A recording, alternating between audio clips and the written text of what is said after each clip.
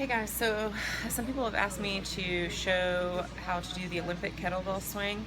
This is a swing that I had learned a little ways back from Arsini. It's a really great way to teach the triple extension, whether you're trying to teach jerks or cleans. It also gets your heart rate up pretty high, so if you're trying to do something that is a little bit more specific to kettlebell sport, but you want to get your heart rate up and you're not necessarily wanting to do hard style or CrossFit style swings, you can do this. Mike Slemmy also showed this swing, and I think it was in a magazine article that he posted. So I'll go over it really quickly, and if you have any questions, you can let me know. Okay.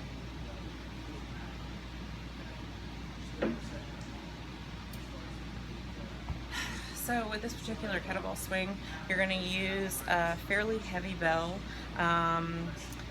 Girls can use somewhere between I would say a 20 kilogram to a 24 kilogram, and guys between a 24 and a 28 kilogram, maybe 32, just depending on your strength.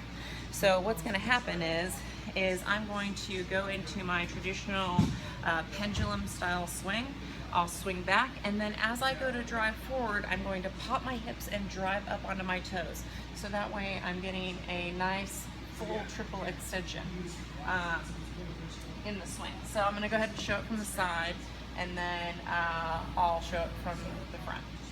Okay, so you'll do your traditional pendulum style swing. I'm doing this with two hands on the bell, and then drive up onto your toes.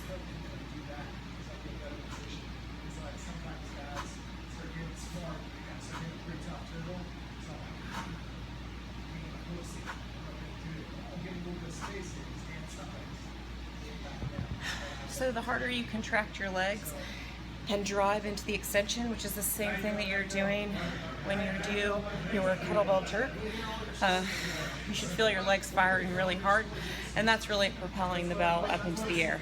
So it's nice because it helps teach people deflection, because they really have to stay deflected in order to counterbalance the weight of the bell in front of them. And you can see I only did like 5 or 6 swings, so I'm pretty out of breath. So that's the Olympic swing. I'll show you a couple from the front.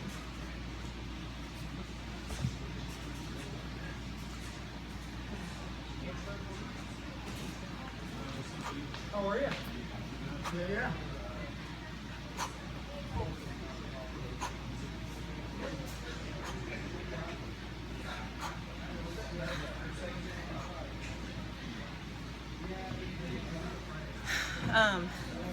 Normally I would do these in lifting shoes. You can if you want to, or you don't have to. It is a little bit better as far as stability goes when you're doing the swing, but you can do it without lifting shoes as well. I don't normally wear a belt or anything when I'm doing them, and it's a nice thing to throw into the swing to really train in that full triple extension when you're doing the swing. So one thing to remember is that a good way to tell whether you're lifting the bell with your arms or if you're driving it up with your legs is the position of the bell at the end of the swing. So ideally, like, the bell should be higher than your hands, okay? Because that means your arms are trailing the bell, not your arms pulling the bell. If I'm pulling my arms with the bell, my hands will either be in line with the bell at the top of the swing, or my hands will be above the bell at the top of the swing, and that's not what we want. Okay, so you want that driving with the legs and extending up. If you have any questions, let me know. It's really the same as the pendulum swing, other than the very end, you're driving all the way up onto your toes, extension in the ankle, extension in the knees, and then extension in the hips.